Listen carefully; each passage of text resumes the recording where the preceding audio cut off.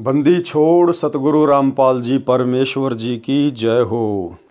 परम पिता परमात्मा सारी सृष्टि के रचनहार कुल मालिक असंख्य ब्रह्मांडों के स्वामी जगत गुरु तीनों लोकों में प्रवेश करके सबका भरण पोषण करने वाले राजाधिराज आत्माधार नाथों के नाथ देवों के देव महादेव सर्वेश्वर महेश्वर मृत्युंजय अजरो अमर आदि अनादि सनातनी प्रभु जगत पिता जगदीश्वर श्री श्री 1008 की उपाधि के वास्तविक अधिकारी अकाल मूरत शब्द स्वरूपी राम वासुदेव सर्वगतम ब्रह्म परम पूज्य प्रथम पूज्य परम संत परम पुरुष परम धनी परम दयालु सत्य कबीर हक्का कबीर अल्लाहु अकबर बाखबर अल्लाह ताला जगत के तारणहार जगत के मुक्तिदाता जगत के जगन्नाथ हारे के सहारे हिंदुओं के राम मुसलमानों के अल्लाह सिखों के वाहेगुरु ईसाइयों के मसीह दया के सागर दयानिधि करुणा के सागर करुणानिधि स्वयंभू परिभू संकट मोचन कष्ट हरण मंगल करण दुख भंजन अविगत कबीर निर्विकार निर्विषम परमात्मा अलय अलेख सतगुरु आदि अनादि सतगुरु असली मर्यादा पुरुषोत्तम असली राम असली कृष्ण असली घनश्याम असली मुरारी राजाओं के राजा महाराजाओं के महाराजा शहनशाहों के शहनशाह सम्राटों के सम्राट भगवानों के भगवान अल्लाहों के अल्लाह प्रभुओं के प्रभु मसीहाओं के मसीह सच्चे वाहेगुरु बाबाओं के बाबा पीरों के पीर सेठों के सेठ जगत सेठ सावड़सा सेठ सर्वगुण संपन्न अनंत कोटि कलाओं के स्वामी अनंत कोटि ब्रह्मांडों के नायक योगियों में महायोगी ध्यानियों में महाध्यानी सिद्धों में परम सिद्ध ज्ञानियों में तत्व ज्ञानी ब्रह्म ज्ञानी महाज्ञानी परम ज्ञानी सर्वश्रेष्ठ ज्ञानी विज्ञानी युवा कबीर समरथ कबीर असमवात अमित ओझा सच्चे रहनुमा करीम अल्लाह शुभान अल्लाह दुनिया के अंतिम पैगंबर 8 सितंबर 1951 से गांव धनाना जिला सोनीपत हरियाणा भारतवर्ष की पावन भूमि पे प्रकट रियल कल की भगवान श्री नारायण साकार हरि श्री बाबा साहिब शब्द स्वरूपी राम संत श्रोमणी सतगुरु रामपाल जी परमेश्वर जी के चरण कमल में साध संगति से जुड़े हुए देश विदेश से सभी सत्सेवक भाई बहनों का अनंत कोटि दंडवत प्रणाम।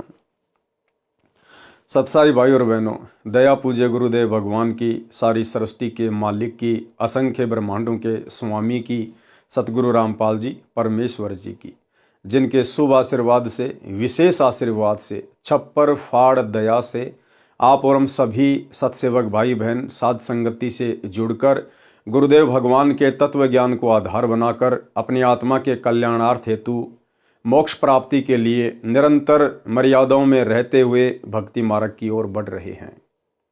भाई और बहनों, परमात्मा की विशेष मेहर जो गुरुदेव ने हमें साध संगति से जोड़ा, क्योंकि साध संगति इस कलयुग की बिचली पीढ़ी में सतलोक के लिए ट्रेनिंग सेंटर है। साध संगति से जोड़कर ही परमात्मा आत्मा को विकारों से मुक्त करेंगे और सतलोक के योग्य हंस बनाएंगे। आने वाले समय में पूरा विश्व जुड़ेगा, पूरी दुनिया जुड़ेगी। और जिस प्रकार से आज समय रहते आप और हम भाई बहन गुरु को इष्ट मानकर प्रत्येक मर्यादाओं में रहते हुए विषय विकारों से दूर हटकर अपनी आत्मा के कल्याण के लिए भक्ति कर रहे हैं, इसी प्रकार से साध संगति से जुड़कर इन्हीं सब मर्यादाओं को फॉलो करके आने वाले समय में पूरा विश्व भक्ति किया करेगा। तो भाई और बहनों, पूज्य गुरुदेव भगवान के कर कमल से लिखित पवित्र पुस्तक मुक्ति बोध के ऊपर वीडियो बनाने की श्रृंखला जारी है। इसी श्रृंखला में आज हमारा ये 10वें नंबर का वीडियो है। प्रत्येक वीडियो में सतगुरुदेव भगवान के आशीर्वाद से हमें बहुत कुछ अध्यात्म से संबंधित सीखने को मिलता है, जानने को मिलता है। अब हम आज के वीडियो में आगे बढ़ते हैं। पवित्र ग्रंथ मुक्ति बोध पेज नंबर 77। आज परमेश्वर जी ने अपने कर कमल से सुदामा जी की जो कथा है वो लिखी है। कथा एक चीज का भाई और बहनों, आप और हमने अब ज्ञान हो जाना चाहिए, पूरी तरह से ये आभास हो जाना चाहिए, हमारे हर प्रकार के संदेह मिट जाने चाहिए। हम जिन पवित्र सदग्रंथों को पढ़ रहे हैं, सबसे पहली बात तो ये कि ये तत्व ज्ञान समझ में आने के बाद, सतगुरु का ज्ञान समझ में आने के बाद भगत को ये पता चल जाना चाहिए कि इस पृथ्वी पर यदि कोई सबसे उत्तम सर्वमान्य सर्वश्रेष्ठ प्रमाणित सदग्रंथ है तो केवल सतगुरु रामपाल जी परमेश्वर जी के सत्संग हैं या उनके कर कमल से लिखी गई पुस्तकें हैं। बाकी गीता, वेद, कुरान, पुराण, बाइबल ये आधा अधूरा ज्ञान है, आधा अधूरा ज्ञान। और गुरुदेव भगवान जब अपने कर कमल से इन पवित्र शास्त्रों में, इन पुस्तकों में, जैसा कि हम मुक्ति बोध को पढ़ रहे हैं, यदि गुरुदेव इनमें कोई कथा शामिल करेंगे तो भाइयों और बहनों फिर विचार करना चाहिए, केवल परमेश्वर की ही महिमा होगी उसमें। भले जिक्र उसमें श्री रामचंद्र जी का आओ, जिक्र उसमें श्री कृष्ण और सुदामा का आओ, लेकिन गुरुदेव ने यदि उन कथाओं का जिक्र अपनी पवित्र पुस्तकों में कर दिया है तो फिर ये 100% परम सत्य है कि श्री कृष्ण जी के रूप में फिर वो लीला, वो अद्भुत कार्य, वो चमत्कार हमारे गुरुदेव भगवान ने ही किया है, कबीर परमात्मा ने ही किया है। यदि कहीं राम का जिक्र आ गया, किसी अन्य का जिक्र आ गया, ब्रह्मा विष्णु महेश का जिक्र आ गया, तो समझ लेना वो सारे अद्भुत कार्य, अद्भुत लीलाएं गुरुदेव भगवान ने स्वयं ही उन ब्रह्मा विष्णु महेश का रूप धारण करके की हैं। अन्यथा आप और हम भाई बहन, हमारी एक एक श्वास की कितनी कीमत है। गुरुदेव भगवान ने कितना वजन बताया भगत की एक एक श्वास का, कि कहता हूं कहीं जात हूं, कहूं बजाकर ढोल, श्वास जो खाली जात है ये 3 लोक का मोल। तो परमात्मा इन देवी देवताओं की झूठी महिमा करवा के हमारी श्वासें बर्बाद नहीं करवाएंगे। आप और हम भगत भाई बहनों को गुरुदेव भगवान ने इस कलयुग की बिचली पीढ़ी में पैदा केवल ब्रह्मा विष्णु महेश की, देवी देवताओं की, राम और श्री कृष्ण की महिमा के लिए नहीं किया। इसलिए गुरुदेव की पुस्तकों में यदि कहीं राम कृष्ण का जिक्र आता है, ब्रह्मा विष्णु महेश का जिक्र आता है, तो समझ लेना उनके रूप में वो अद्भुत लीलाएं स्वयं कबीर परमेश्वर सतगुरु रामपाल जी ने ही की है। तो आज हम जो कथा सुनने जा रहे हैं सुदामा और श्री कृष्ण जी की, तो श्री कृष्ण रूप में ही सुदामा जी के चरण स्वयं कबीर परमेश्वर सतगुरु रामपाल जी परमेश्वर जी ने धोए थे। आज हम आगे बढ़ते हैं। कथा सुदामा जी को धनी बनाया। किसने धनी बनाया सुदामा जी को? श्री कृष्ण जी तथा ब्राह्मण सुदामा जी सहपाठी थे, यानी दोनों साथ साथ पढ़ा करते थे। शिक्षा काल में दोनों की घनिष्ठ मित्रता थी। शिक्षा उपरांत श्री कृष्ण जी द्वारिका के राजा बने। सुदामा जी अपना पारंपरिक कार्य कर्म कांड करके यजमानी करने लगे। वे वास्तव में ब्राह्मण थे, ग्रंथों के ज्ञान के अनुसार अपने जीवन को चलाया करते थे, परंतु ऋषियों को ही ग्रंथों के गूढ़ रहस्यों का ज्ञान नहीं था। इस कारण से साधना, शास्त्र विधि त्याग कर मनमाना आचरण जो गुरुजनों ने बताया हुआ था वही किया करते थे, जिससे वर्तमान में कोई लाभ नहीं हो रहा था। श्री सुदामा जी की किसी यजमान को भ्रमित करके रुपए या अन्य पदार्थ नहीं लेते थे। केवल अपना व परिवार का भोजन तथा कपड़े यदि आवश्यकता हुई तो लेते थे।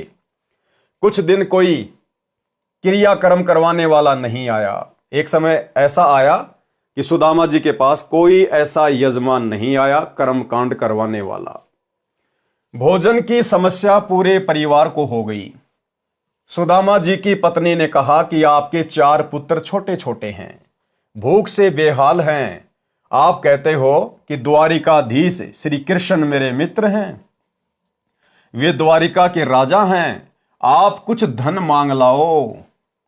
वे आपको मना नहीं करेंगे, क्योंकि आप कहते हो कि शिक्षा काल में वे आपके परम मित्र थे। वे आपके साथ घर आते थे और इकट्ठा खाना खाते थे। सुदामा जी ने कहा कि ब्राह्मण मांगता नहीं है। क्या कहा सुदामा जी ने? कि ब्राह्मण मांगता नहीं है।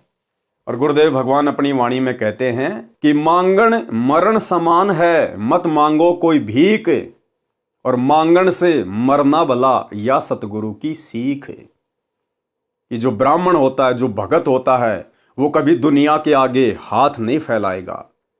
यहां पर भाई और बहनों, मांगने के 2 अर्थ हैं।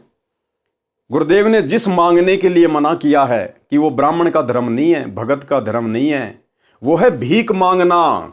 घर घर जाके दिए माई, आटा दिए, रोटी दिए, भीख मांगना, उसको कहते हैं मांगना। वो भक्ति मार्ग में जायज नहीं है। दूसरा मांगना होता है उधार कोई वस्तु लेना, वो परमेश्वर ने यहां पर शामिल नहीं की है। उधार वस्तु, उधार पैसा कोई भी ले सकता है, किसी की भी मदद वो कर सकता है। उधार लेन देन भीख मांगने में नहीं आती है। लेकिन यहां गुरुदेव ने जिस मांगने के लिए मना किया है, और सुदामा जी ने कहा अपनी पत्नी से कि मैं मांगूंगा नहीं, वो होता है जाकर भीख मांगना। तो गुरुदेव भगवान ने क्या कहा? सुदामा जी ने कहा कि ब्राह्मण मांगता नहीं, अपने कार्य कर्म कांड करके दक्षिणा ले सकता है। श्री कृष्ण मेरे यजमान भी नहीं है, इसलिए मेरा सिर नीचा हो जाएगा। यदि मित्रता समाप्त करनी हो तो मित्र से कहो कुछ दो। ये गलती सुदामा ब्राह्मण नहीं कर सकता, भूखा मर सकता है। शास्त्रों में लिखा है कि जिसने पूर्व जन्म में दान धर्म नहीं किया वह अगले जन्म में निर्धन रहता है। मैंने पूर्व जन्म में कोई दान नहीं किया होगा, इसलिए मैं निर्धन हूं, मुझे धन नहीं मिल सकता। पत्नी ने चारों पुत्रों को उसके सामने खड़ा कर दिया, जो एक रोटी को एक दूसरे से छीनने की कोशिश कर रहे थे। विचार करना भाई और बहनों, कितना गरीब परिवार था। सुदामा जी कितने निर्धन थे। सुदामा जी को भक्ति मार्ग से डगमग करने के लिए, उसकी मर्यादाएं तुड़वाने के लिए सुदामा की पत्नी ने अपने चारों बच्चों को, जो कि नंगे फटे हाल कपड़े और एक रोटी के लिए आपस में छीना झपटी कर रहे थे, उन चारों को लाकर सुदामा के सामने खड़ा कर दिया, ताकि सुदामा का दिल पसीज जाए और ये श्री कृष्ण जी के पास जाकर कुछ मांग कर ले आए। लेकिन सुदामा ब्राह्मण थे, उन्होंने मांगने का अपने मन में भी विचार नहीं किया। पत्नी ने चारों पुत्रों को उसके सामने खड़ा कर दिया, जो एक रोटी को एक दूसरे से छीनने की कोशिश कर रहे थे, जो मिश्रानी ने छुपा रखी थी, जो रात को बासी बची हुई थी, रोटी भी ताजा नहीं थी, रात का बनाया हुआ खाना। और सुदामा की पत्नी ने एक रोटी छुपा के रख दी थी, और सुबह उस एक रोटी के ऊपर सुदामा के चारों बच्चे आपस में लड़ रहे थे, झगड़ रहे थे, छीना झपटी कर रहे थे।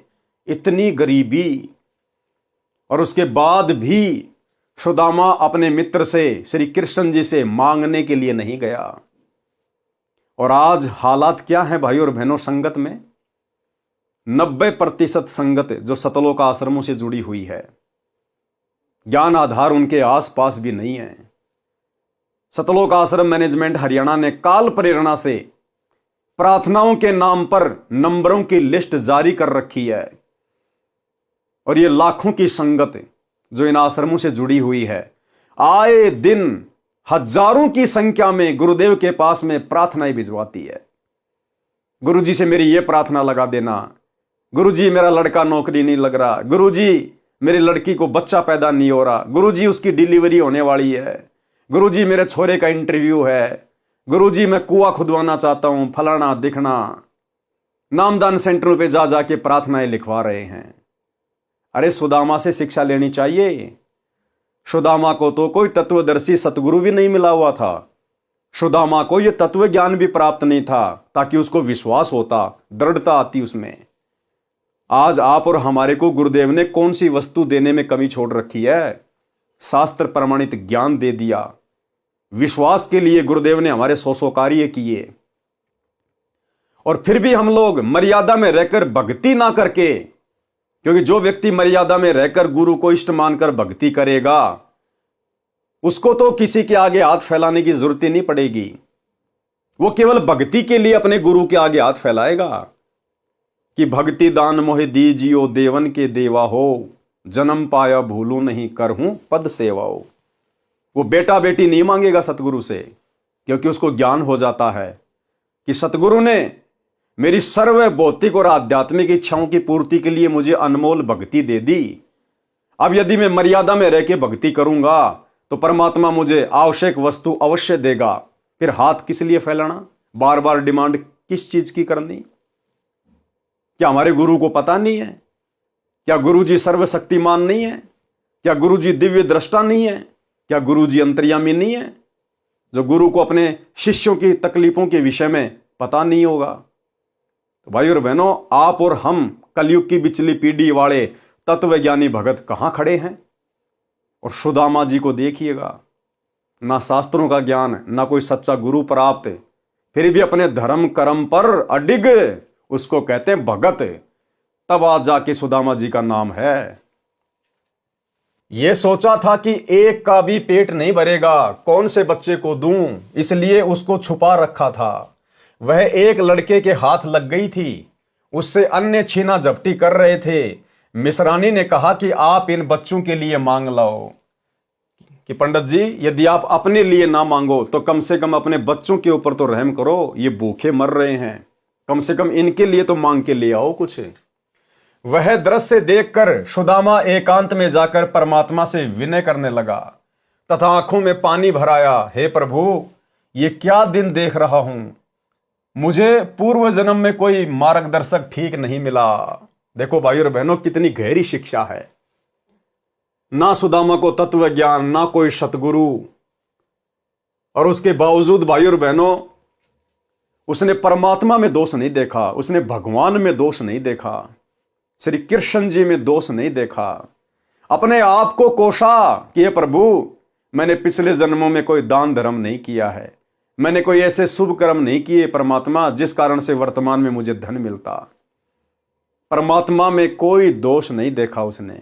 और आज नाम दीक्षा लिए हुए 6 साल हो गई है, और अगर जरा सा घर में नुकसान हो गया, सबसे पहले गुरुजी में दोष देखेगा कि कहीं मैंने देवी देवता छोड़ दिए इसलिए तो नुकसान नहीं हो गया। अरे कहीं गुरुजी की भक्ति में कोई शक्ति वक्ति नहीं है इसलिए तो मेरे को नुकसान नहीं हो गया। सौ दोष काल प्रेरणा से देखना शुरू कर देगा। तो हमने शिक्षा लेनी है सुदामा जी से, अगर अपनी भक्ति को वर्तमान में सफल करना है तो। अगर आपने ज्ञान को समझकर सत्संग अच्छे से सुनकर नाम लिया है, उसके बाद भाई और बहनों, हमारा केवल एक ही टारगेट होना चाहिए, आत्मा का कल्याण। और आत्मा के कल्याण के मार्ग में हमारे ऊपर चाहे कितनी भी बाधाएं क्यों ना आए, कितनी भी समस्या क्यों ना आए, हमने अपने गुरु पर दृढ़ विश्वास रखना है। परमात्मा कहते हैं, राम नाम रटते रहो जब तक घट में प्राण, कबू तो दीन दयाल के भिनक पड़ेगी कान। और एक वाणी के माध्यम से गुरुदेव ने हमें समझाया कि नाम सहित बेवतन भला जो दर दर मांगे भीखा। और क्या हुआ, छत्तर की छाया चाले यो राजपाट दिल्ली का। कि हे भगत, अगर तुझे सच्चे गुरु का सच्चा नाम प्राप्त है, और यदि तुझे देश का राजा देश निकाला भी दे दे, और ऐसी नौबत आन पड़े कि तुझे भीख मांग मांग के खाना पड़े, तो भी शुक्र मनाना कि तेरे पास में गुरु का नाम है। तू उस राजा से लाख गुना अच्छा है जो भीख मांग मांग के खा रहा है। तू उस राजा से लाख गुना अच्छा है जो राजा छत्रपति है।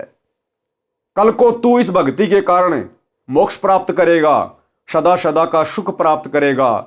और वो राजा जो आज दुनिया को सुखी दिखाई दे रहा है, कल को वो घोर यातनाएं सहेगा, 84 लाख में जाएगा। इसलिए गुरुदेव भगवान हमें शिक्षा देते हैं कि भाई हमने हर स्थिति में, परिस्थिति चाहे कैसी भी हो, और सच्चे सतगुरु से सत उपदेश लेने के बाद भी यदि कभी कभार थोड़ी बहुत परिस्थितियां बिगड़ जाती हैं, तो भाई और बहनों, उसका एक ही रीजन है कि हमारे ना जाने कितने कर्म बिगड़े हुए हैं जन्म जन्मांतरों के। ये हमारा कोई पहला जन्म थोड़ी है। परमात्मा कहते हैं, जुगन जुगन के पाप सब और जुगन जुगन के मैल, और जानत हो जगदीश तुम हमने जोर किए बदफैल। ये परमात्मा, हमने इतने पाप किए उनकी गिनती नहीं है। एक कसाई अपनी जिंदगी में कितनी हत्याएं करता है। हमने अरबों खरबों जो है वो कसाईयों के जन्म भोगे। हमने कई करोड़ों राजाओं के जन्म भोगे। राजा तो एक कसाई से भी ज्यादा जो है पाप का भागी होता है। तो हमारे इतने संचित पाप कर्मों का ढेर, और उसको परमात्मा यदि हल्का सा काट रहे हैं, थोड़ी बहुत कोई समस्या आ भी रही है, तो यही सोचना चाहिए कि परमात्मा मेरी पहाड़ जैसी समस्या को और हल्के में काट रहा है। संत शरण में आने से आई टले बला, और जय मस्तिष्क में सूली हो, फांसी हो, कहते हो कांटे में टल जा। परमात्मा फांसी की सजा को कांटे में टाल रहा है। कुछ भी हो जाए भाई और बहनों, कुछ भी, हमने अपने गुरु पर संदेह नहीं करना, हमने भक्ति पर संदेह नहीं करना, हमने निरंतर आगे की ओर ही बढ़ना है। फिर आएगा एक दिन, आएगा एक समय परमात्मा हमें वो सर्व सुख भी देगा, सर्व लाभ भी देगा, और हमारे विश्वास को गुरुदेव भगवान दृढ़ भी करेंगे। तो सुदामा जी से हमने शिक्षा लेनी चाहिए। वह दृश्य देखकर सुदामा एकांत में जाकर परमात्मा से विनय करने लगा तथा आंखों में पानी भराया, हे प्रभु, ये क्या दिन देख रहा हूं। मुझे पूर्व जन्म में कोई मार्गदर्शक ठीक नहीं मिला, जिस कारण से मैंने दान नहीं किया है। हे प्रभु, मुझसे ये भूखे बच्चे देखे नहीं जाते। या तो मुझे मार दो या फिर इन चारों को अपने पास बुला लो। इतने में परमेश्वर कबीर जी एक यजमान का रूप धारण करके आए और ढेर सारा सूखा सीधा आटा, चावल, दाल, खांड, घी, नमक, मिर्च बच्चों के कपड़े देकर चले गए। देखो भाई और बहनों, श्री कृष्ण जी को चिंता नहीं है, श्री कृष्ण जी को नहीं पता, श्री कृष्ण जी अंतर्यामी नहीं है। ये परमात्मा अपनी आत्माओं के लिए 100 छल छिद्र करता है। आप और हम सभी आत्माएं, सुदामा जी, श्री कृष्ण जी भी उसी कबीर परमेश्वर सतगुरु रामपाल जी के बच्चे हैं, उनकी आत्माएं हैं। और जब आत्मा के ऊपर कोई संकट आता है, परेशानी आती है, तो परमेश्वर 100 छल छिद्र करता है, अपनी आत्मा को संभालता है। तो सुदामा जी के बच्चों के लिए, सुदामा के परिवार के लिए कबीर परमेश्वर सतगुरु रामपाल जी, जिन्होंने एक सेठ का रूप बनाया और बैलगाड़ी में सारा सामान महीने भर का लाद कर और सुदामा जी के घर पर रख कर चले गए। इतने में परमेश्वर कबीर जी एक यजमान का रूप धारण करके आए और ढेर सारा सूखा सीधा आटा, चावल, दाल, खांड, घी, नमक, मिर्च बच्चों के कपड़े देकर चले गए। ब्राह्मणी ने तुरंत भोजन बनाया, बच्चों को परोसा। इतने में सुदामा जी आंसू पोंछकर रसोई की ओर गया तो बच्चे खाना खा रहे थे। देखो, सुदामा जी परमात्मा से अर्ज कर रहे थे रो रो के कि ये परमात्मा, मैंने पिछले जन्म में ऐसा कोई दान धर्म नहीं किया, मैंने ऐसा कोई पुण्य नहीं किया मेरे मालिक, और ना मुझे हो सकता है ऐसा कोई मार्गदर्शक, कोई सतगुरु मिला जो मुझे सही प्रकार से दान धर्म करने की मुझे कोई विधि बताता। सुदामा जी एकांत में जाके रो रहे थे, अपने भाग्य को कोस रहे थे। उधर से परमात्मा कहते हैं, भाई और बहनों, जय हमरा भगत पछोड़ी होई तो हमरा नाम न लेवे कोई। और एक सत्संग में गुरुदेव भगवान ने कहा कि अगर भगवान का भगत, सतगुरु का भगत यदि भूखा सो जाता है तो कहते हैं सतगुरु को नींद नहीं आती है। सतगुरु को नींद नहीं आती यदि उसका भगत, उसका बच्चा यदि भूखा सोता है तो। अरे सांसारिक जीवन में देख लो भाई, जो भाई बहन माता पिता बन चुके हैं वो देख लो, अगर उनके बच्चे यदि भूखे हैं, घर में खाना नहीं है, क्या उन माता पिता को रात को नींद आएगी? नहीं आएगी। और गुरुदेव भगवान कहते हैं, बहुत प्यारा बालक माँ का और उससे बढ़कर शिष्य गुरुआं का। एक माँ को अपना बच्चा बाप से सैकड़ों गुना ज्यादा प्यारा होता है, और गुरुदेव कहते हैं गुरु को अपना शिष्य उस माँ से भी सैकड़ों हजारों गुना ज्यादा जो है वो प्रिय होता है। तो गुरु को भला कैसे नींद आ सकती है? परमात्मा का सिंहासन भी हिल जाता है अगर उसके भगत पे दिक्कत आती है तो। लेकिन भगत होना चाहिए कोई फॉर्मलिटी वाला भगत नहीं, सत भगत, कि चाहे मेरी गर्दन क्यों ना कटे, मैं गुरु की मर्यादा नहीं तोड़ूंगा। तो सुदामा जी एकांत में जाके रो रहे हैं, परमात्मा से अर्ज कर रहे हैं। उधर से परमात्मा सुदामा के एक यजमान का रूप बना के और परमेश्वर गाड़ी भर के लेके आ गया। जो राखो त्यों ही रहूं, जो राखो त्यों ही रहूं, हमरा के चारा खाने जाद खरीद हूं, गुलाम तुम्हारा। परमात्मा की रजा में राजी रहना सीखना पड़ेगा अपन। परमात्मा चाहे किसी प्रकार भी आपको रखता है, चाहे भूखा रखता है, प्यासा रखता है, पर तो ये ऐसा नहीं होगा कि भूखा और प्यासा आपको रख ले भगवान, क्योंकि ये दयालु मालिक है। उसके बच्चे जो सही भक्ति पर लग रहे हैं वो भूखे प्यासे नहीं रह सकते हैं, उनके परमात्मा को नींद नहीं आओ। फिर उसके बच्चे जो सही भक्ति पर लग रहे हैं वो भूखे प्यासे नहीं रह सकते हैं, उनके परमात्मा को नींद नहीं आओ। फिर ऐसे ही भाई और बहनों, आने वाले समय में ये दुनिया इस परमात्मा को ना पहचान के अपने पैरों के ऊपर जो ये कुल्हाड़ी मार चुकी है, इस युग परिवर्तन के समय में जब त्राही त्राही मचेगी, अकाल पड़ेगा, सूखा पड़ेगा, उस समय भाई और बहनों यदि हमारे घर में भी कुछ नहीं होगा, यही परमात्मा सतगुरु रामपाल जी भगवान सोच छल छिद्र कर देगा। परमात्मा इस परमेश्वर को आज वर्तमान में गाड़ी लेके आने की जरूरत नहीं है, बैठा बैठा रसोई में सामान भर देगा, पीपे में आटा भर देगा, सिलेंडर में गैस भर देगा। यह परमात्मा वो समर्थ है। छोटा सा संकेत जो गुरुदेव भगवान ने किया है कि जब आपके घर में 2 दाने नहीं होंगे, सुबह मटका भरा हुआ मिलेगा। मटका सुनिए, फिर भगवान व्यवस्था करेगा। आपके घर में 2 दाने होंगे, तड़के भरा पाओगा मटका, पिप्पा भरा पाओगा आटे का, इस तरह कर देगा दाता आपके लिए। लेकिन भक्ति करवाने के लिए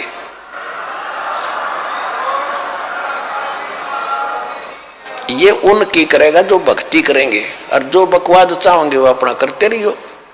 ठीक है, जैसा भक्ति भजन करेंगे उनका लाभ मिल जाएगा, लेकिन वो समस्याएं खड़ी रह जाएंगी। तो भाई और बहनों, परमात्मा कहते हैं चिंत्या तो हरि नाम की और न चिंत्या दास, और जो कोई चिंत्या नाम बिना सोई काल की फांस। हम सत्सेवक भाई बहनों ने केवल चिंत्या एक ही बात की करनी है। अब इस स्टेज पर आने के बाद केवल मर्यादाओं की। भाई घर छूटो चाहे जग रूठो, चाहे रूठो ये संसारा हो, कौन सुनेगा फिर मेरी काल लोक में जब गुरु रूठ गया मेरा हो। और भाई और बहनों, जब भगत के ऊपर ऐसी परिस्थिति आती हैं, ऐसे हल्के पुल्के संकट आते हैं, तो समझ लेना कि वो गुरु परीक्षा ले रहा है। गुरु की नजर पल पल हमारे ऊपर है। थोड़ा बहुत कोई संकट देखकर ही तो गुरु देखेगा कि मेरे भगत के अंदर शील, संतोष, विवेक, दया, अक्षमा, इसके अंदर कुछ गुण विकसित हुए हैं या नहीं हुए हैं। मेरा भगत मेरे ऊपर दृढ़ विश्वास कर पा रहा है या नहीं कर पा रहा है, या खाली देखा देखी भक्ति कर रहा है। जैसे परमात्मा अपनी वाणी में कहते हैं, भक्ति भाव भादो नदी सबे चले गहराए, और सरिता सोए जानिए जो जेठ मास ठहराए। असली नदी वो है जो जेठ के महीने में, जून के महीने में, गर्मी के महीने में भी जो बहती रहे, असल में वो है नदी। तो भगवान सतगुरु अपने भक्तों को थोड़े बहुत कष्ट देकर, अपनी तरफ से परेशानियां देकर भी अपने भगत की परीक्षा लेता है। तो सुदामा जी ने परमेश्वर से एकांत में जाके रो रो के अर्ज की। उधर से परमपिता परमेश्वर जी आए और मालिक सारा सामान घर में रख के चले गए। इतने में परमेश्वर कबीर जी एक यजमान का रूप धारण करके आए और ढेर सारा सूखा सीधा आटा, चावल, दाल, खांड, घी, नमक, मिर्च बच्चों के कपड़े देकर चले गए। ब्राह्मणी ने तुरंत भोजन बनाया, बच्चों को परोसा। इतने में सुदामा जी आंसू पोंछकर रसोई की ओर गया तो बच्चे खाना खा रहे थे। पूछने पर पता चला कि कोई भगत आया था। कौन भगत आता था भाई और बहनों? गरीब की मदद कौन करता है? गरीब की मदद तो केवल गरीब निवाज करता है, भगत की मदद केवल सतगुरु करता है। पूछने पर पता चला कि कोई भगत आया था, वह सामान दान कर गया है। सुदामा जी ने पूछा कि क्या नाम बताया था?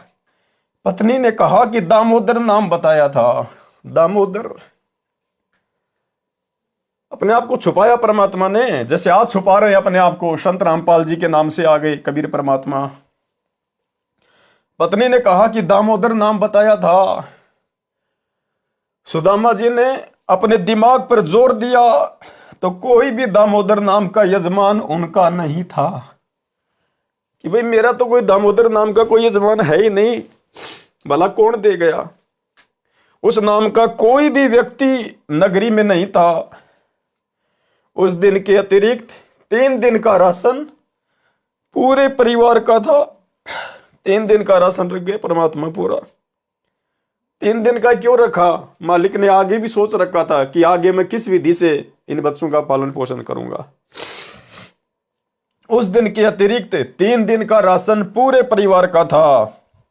पत्नी ने फिर आग्रह किया कि आप श्री कृष्ण जी से कुछ मांग कर ले आओ, तो सुदामा ने हाँ कर दी। देखो भाई और बहन, हम लोग ऐसे मार खा जाते हैं, ऐसे मार खा गया सुदामा। उधर जाके जब वो भगवान से अरदास कर रहा था तो परमात्मा पीछे से यजमान का रूप बना के सब कुछ रख के चले गए। लेकिन सुदामा का धैर्य फिर जवाब दे गया पत्नी के बार बार कहने से, और फिर सुदामा ने हाँ कर दी कि ठीक है मैं जाता हूं। लेकिन मन में फिर भी यही था कि मांगूंगा कुछ नहीं, अगर नहीं जाऊंगा तो ये घर में झगड़ा करेगी, इससे अच्छा है चलो मैं जाके आ जाता हूं। अगर वो अपने आप दे देगा तो ठीक है, नहीं तो मैं नहीं मांगूंगा। पत्नी ने फिर आग्रह किया कि आप श्री कृष्ण जी से कुछ मांग कर ले आओ। तो सुदामा ने हां कर दी, परंतु मन में यही था कि जाकर आ जाऊंगा, मांगूंगा नहीं। किसी मित्र या रिश्तेदारी में जाते समय उनके लिए घर से कुछ मिठाई बनवा कर ले जाने की परंपरा थी। उसके स्थान पर पत्नी ने 3 मुट्ठी यानी 250 ग्राम चावल भूनकर भगत के पल्ले से बांध दिए। सुदामा जी द्वारिका में तीसरे दिन शाम को पहुंचा। मैले कपड़े, टूटी जूती, एक भिखारी जैसे वेश में श्री कृष्ण जी के राजभवन के सामने द्वार पर खड़ा हो गया और द्वारपाल से अंदर जाने के लिए आज्ञा चाही। तो द्वारपाल ने परिचय पूछा, कौन हो, क्या नाम है, कहां से आए हो, क्या काम है? ये राजा का राजभवन है, आपको किससे मिलना है? सुदामा जी ने अपना परिचय दिया। फिर द्वारपाल ने कहा कि पहले हम महाराज जी से आज्ञा लेकर आएंगे, यदि आज्ञा हुई तो आपको मिलाएंगे। द्वारपाल ने श्री कृष्ण जी को सब पता बताया। तो श्री कृष्ण नंगे पैरों सिंहासन छोड़कर दौड़े दौड़े आए। श्री कृष्ण भाई और बहनों राजा था, राजा में अहंकार होता है, राजा में मान बढ़ाई होती है। राजा अपने एक मैले कुचैले गरीब से भगत के लिए नंगे पैर दौड़कर नहीं आता कभी भी। राजा को सौ टेंशन हो जाएगी, लोग क्या कहेंगे, दुनिया क्या कहेगी।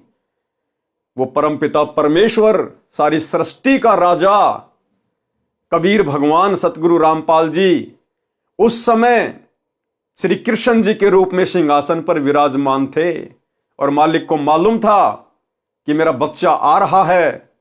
और भगवान का बच्चा और 3 लोक के देवताओं के आगे हाथ फैलाए, ये भगवान सहन नहीं कर सकता।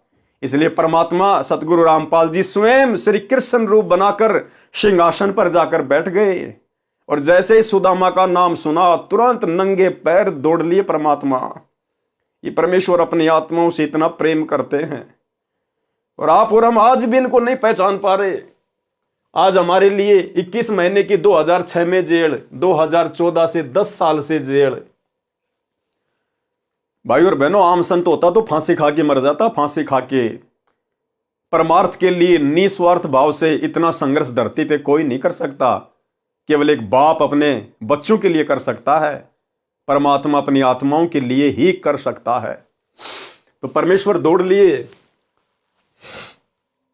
द्वारपाल ने श्री कृष्ण जी को सब पता बताया। तो श्री कृष्ण जी नंगे पैरों सिंहासन छोड़कर दौड़े दौड़े आए और मैले धूल भरे कपड़ों समेत सुदामा जी को गले से लगा लिया और सिंहासन पर बैठा दिया, अपने सिंहासन पर बैठा दिया परमेश्वर ने। फिर अपने हाथों सुदामा जी के पैर धोए। भाई और बहनों, आज हमें अपने गुरुदेव के चरणामृत को बनाने के लिए उनके चरण धोने में शर्म आ रही है। और यहां परमात्मा ने अपनी आत्मा को सिंहासन पर बैठा कर उनके पैर धोए गरम गरम पानी से, परमेश्वर जी ने। फिर अपने हाथों सुदामा जी के पैर धोए, नहाया, नए कपड़े पहनाए, कई प्रकार का भोजन बनवाया। खाने के लिए जो चावल सुदामा जी लाए थे उनको बड़ी रुचि के साथ श्री कृष्ण जी ने खाया। भाई और बहनों, बहुत गहरी शिक्षा है, ध्यान रखना। सुदामा जी की पत्नी ने, मिश्रानी ने जो 250 ग्राम चावल, 3 मुट्ठी चावल जो दिए थे भून के, परमेश्वर ने, सतगुरु रामपाल जी भगवान ने बड़े प्रेम के साथ में खाए, बड़े आनंद के साथ में खाए। सुदामा जी के चावल का भोग लगाया परमात्मा ने। सुदामा जी के खाने के लिए कई प्लेटों में हलवा, खीर, कई सब्जी रोटी सामने रख दी। सुदामा जी को अपने घर का दृश्य याद आया कि आज शाम का खाना घर पर नहीं है, बच्चे भूखे बैठे हैं, रो रहे होंगे, माँ रोटी रोटी कह रहे होंगे, मैं ये पकवान कैसे खाऊं? यदि नहीं खाऊंगा तो श्री कृष्ण जी को पता चलेगा कि मैं कुछ नहीं मांगने आया हूं। इसलिए एक टुकड़ा लेकर धीरे धीरे खाने लगा, उंगलियों को बार बार मुख में चाटकर समय बिताने लगा। परंतु श्री कृष्ण की दृष्टि तो मित्र के मुख कमल पर थी। परमेश्वर कबीर देव सतगुरु रामपाल जी की दृष्टि तो अपने भगत के मुख कमल के ऊपर थी। और ना होती तो भी कोई बड़ी बात नहीं भाई और बहनों, ये मालिक तो अंतर्यामी है। सब हाव भाव देख रहे थे, कहा खा ले यार सुदामा, क्यों उंगली चाटे जा रहा है। सुदामा जी ने 2 रोटी खाई तथा खीर हलवा नामात्र खाया और हाथ धोकर बैठ गया। श्री कृष्ण जी ने पूछा कि बच्चे तथा भाभी जी कुशल हैं, निर्वाह ठीक चल रहा है। सुदामा जी ने कहा, अब देखो भाई और बहनों क्या कहा, आप और हमें शिक्षा लेनी चाहिए कि भगत का स्वभाव कैसा होना चाहिए। सुदामा जी कितने फटे हाल, कितने निर्धन, कितने गरीब, खुद ने पेट भर के भोजन नहीं खाया, बार बार चिंता उसको अपने बच्चों की सता रही थी कि घर में आज भोजन नहीं है, बच्चे भला क्या खा रहे होंगे। लेकिन जब भगवान ने पूछा, जब श्री कृष्ण जी ने पूछा कि बच्चे तथा भाभी जी कुशल हैं, निर्वाह ठीक चल रहा है, सुदामा जी ने कहा कि तेरी दया से है भगवान हमको सुख सारा, किसी वस्तु की कमी नहीं, मेरा ठीक गुजारा। कि ये परमात्मा आपके रहते सहते, ऐसे मित्र के रहते सहते भला आपके सुदामा को, आपके भगत को, आपके मित्र को क्या कमी हो सकती है परमात्मा। और आज गुरु जी के पास में प्रार्थनाओं पे प्रार्थना, प्रार्थनाओं पे प्रार्थना, सिर्फ मांगे जा रहे हैं, भक्ति कोई नहीं करता मर्यादा में रह के, सिर्फ हाथ फैलाए जा रहे हैं। तेरी दया से है भगवान हमको सुख सारा, किसी वस्तु की कमी नहीं, मेरा ठीक गुजारा। श्री कृष्ण जी तो समझ चुके थे कि ये मर जाएगा पर मांगेगा नहीं। उसी समय सुदामा जी को दूसरे कमरे में विश्राम के लिए निवेदन किया और राज दरबार में जाकर विश्वकर्मा जी को बुलाया, जो मुख्य इंजीनियर था, तथा सुदामा जी का पूरा पता लिखाकर उसका सुंदर महल बनाने का आदेश दिया। इस कबीर परमेश्वर जी को कोई आवश्यकता नहीं है किसी इंजीनियर को बुलाने की, ये खुद ही इंजीनियर है जिन्होंने पूरी कायनात को रचा है। इस परमेश्वर ने खुद ही सारा खेल खेला और सुदामा जी का महल बना दिया, तथा कहा कि लाखों रुपए का धन ले जा, जो भगत के घर रखाना, ये कार्य 1 सप्ताह में होना चाहिए। विश्वकर्मा जी ने 6 दिन में कार्य संपूर्ण करके रिपोर्ट दे दी।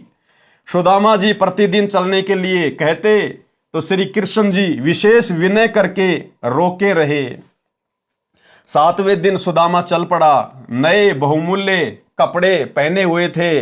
रास्ते में सोचता हुआ आ रहा था कि श्री कृष्ण मेरे से पूछ रहा था कि किसी वस्तु का अभाव तो नहीं है, क्या उसको दिखाई नहीं दे रहा था कि मेरा क्या हाल है।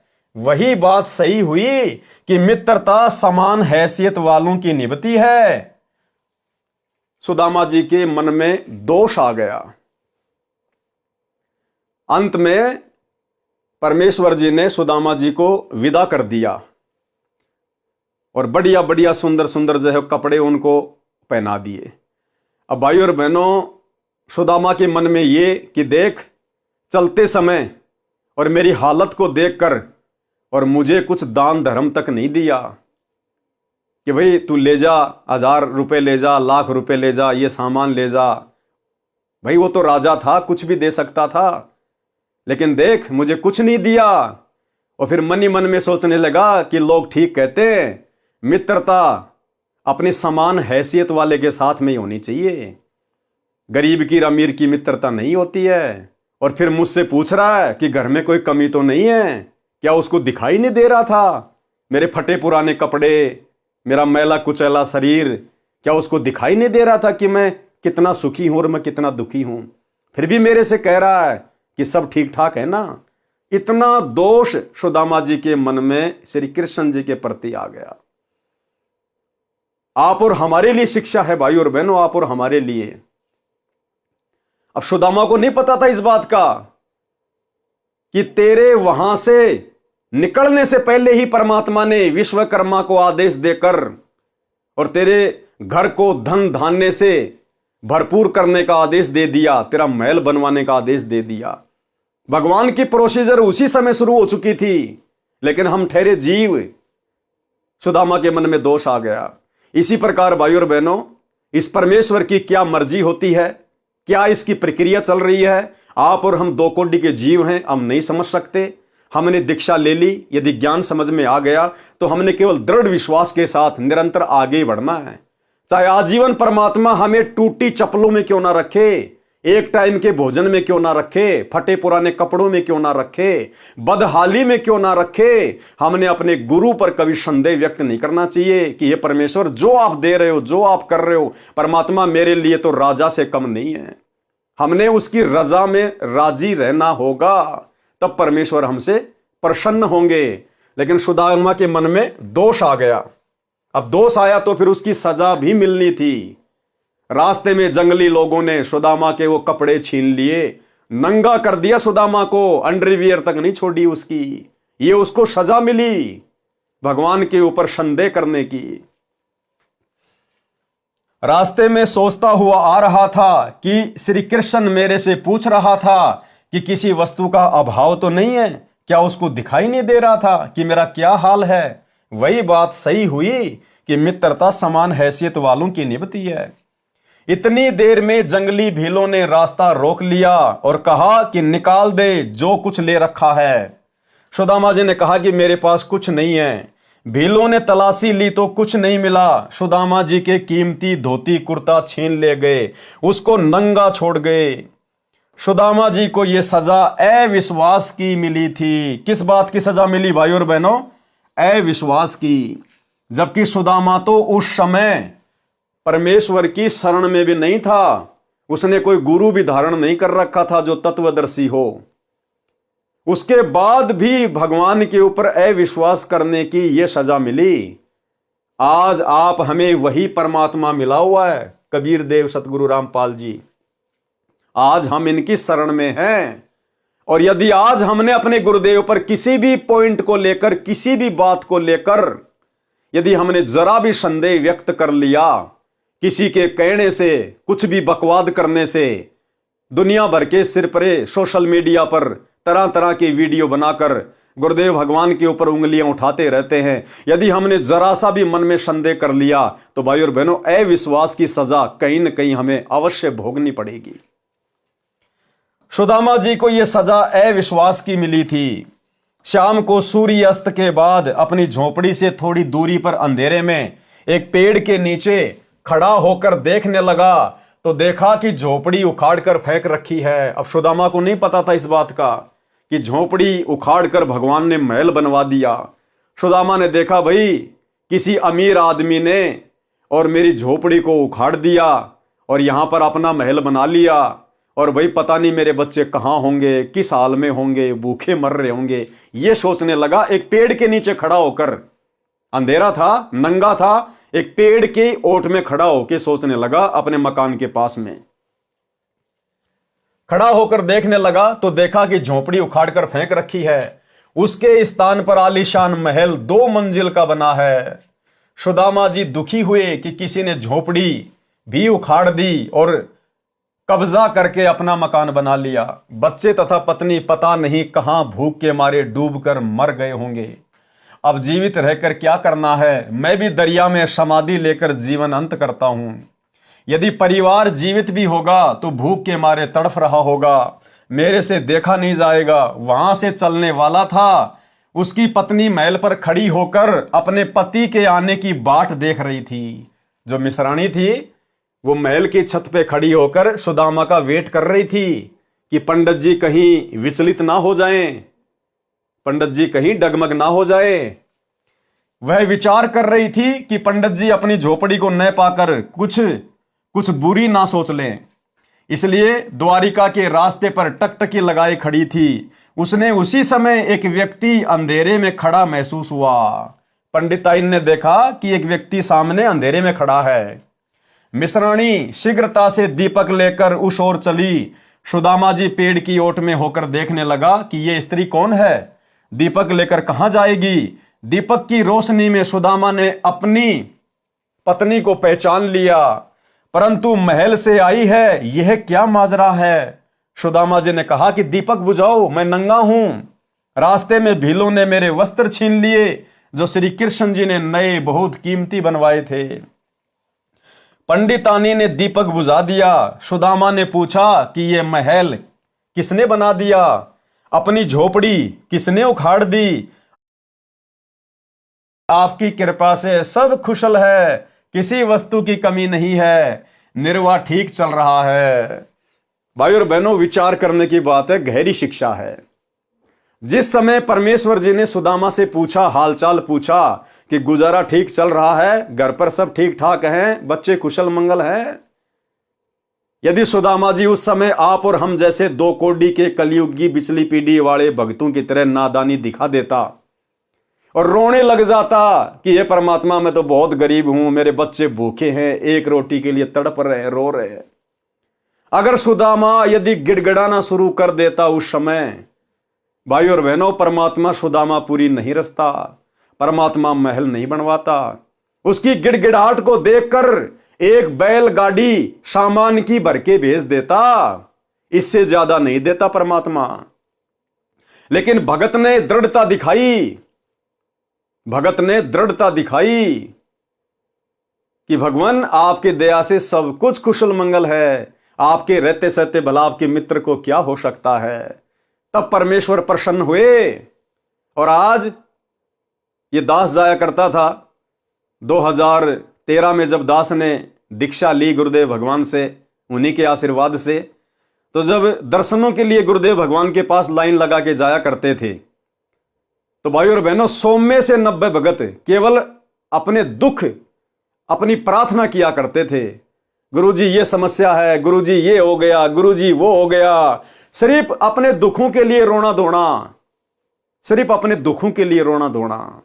और यहां सुदामा जी क्या कर रहे हैं देख लो। अरे सच्चे सतगुरु अंतर्यामी भगवान के आगे दुखों के लिए नहीं रोया जाता। इस कलयुग की बिचली पीढ़ी में वो महामूर्ख मंद बुद्धि भगत होगा जो सतगुरु के आगे दुखों को लेकर रोएगा। दुखों के लेकर वो रोएगा जिसको ज्ञान नहीं होगा, जिसको सतगुरु अंतर्यामी नजर नहीं आएगा, जिसको सतगुरु कबीर परमेश्वर नजर नहीं आएगा। अन्यथा गुरु ने हमें वो जड़ी बूटी दे दी, वो साधना दे दी, अगर हम मर्यादा में रहकर इसका जाप करेंगे, परमेश्वर बिना मांगे देगा, बिना मांगे। मैंने भी कह दिया था कि आपकी कृपा से सब कुशल है, किसी वस्तु की कमी नहीं है, निर्वाह ठीक चल रहा है। पत्नी ने कहा कि आप कहां मांगने वाले हो, वे तो अंतर्यामी हैं, सब जान गए थे। सुदामा जी ने कहा कि सब जान गए थे, इसलिए तो मेरे वस्त्र भी छिनवा दिए कि अंतर्यामी थे, और वो मेरे मन की बात को जान गए कि रास्ते में आते समय मैंने उनके प्रति क्या क्या घटिया विचार अपने अंदर पैदा किए थे। अंतर्यामी थे तभी तो मेरे कपड़े भी छिनवा दिए। मैं विचार करता जा रहा था कि देखा, मित्र मेरे से पूछ रहा था कि सब ठीक तो है, किसी वस्तु की कमी तो नहीं है। मैं सोच रहा था कि क्या उसको मेरी दशा देखकर यह नहीं पता था कि यह दशा क्या ठीक ठाक की होती है। ठीक ही कहा है कि मित्रता तो समान हैसियत वालों की निभती है। मैंने तो इतना विचार ही किया था कि उसी समय मेरे वस्त्र भी लूट लिए गए। तब मिश्रानी ने कहा कि आपकी परीक्षा ली थी, परंतु आप यहां पर चूक गए। क्या कहा मिश्रानी ने कि ये आपकी परीक्षा ली थी भगवान ने और आप यहां पर चूक गए। भाई और बहनों, दया पूजे गुरुदेव भगवान की, आप और हम साथ संगति से जुड़ी हुई आत्माओं के ऊपर जो रजा सतगुरु रामपाल जी भगवान ने बख्श रखी है, 21 ब्रह्मांड में किसी के ऊपर नहीं है। पिछले 10 वर्षों से आप और हम भगत भाई बहनों ने कोई प्रार्थना हिसार जेल में नहीं लगाई। आप और हमने कोई भी संदेह, किसी भी प्रकार का कोई भी शंका अपने गुरुदेव पर और भक्ति पर नहीं की। आप और हमने केवल उनको अंतर्यामी परमेश्वर मानकर मर्यादा में रहकर भक्ति पर जोर दिया, और इसी का यह नतीजा है कि आज गुरु हम पर प्रसन्न है और गुरु ने हम सबका ज्ञान योग खोल दिया। क्योंकि ये ज्ञान योग खुले बिना हमें गुरु में कभी भी इष्ट नजर नहीं आ सकता, कबीर भगवान नजर नहीं आ सकता। तब मिश्रानी ने कहा कि आपकी परीक्षा ली थी, परंतु आप यहीं पर चूके थे, उसी का झटका आपको दिया।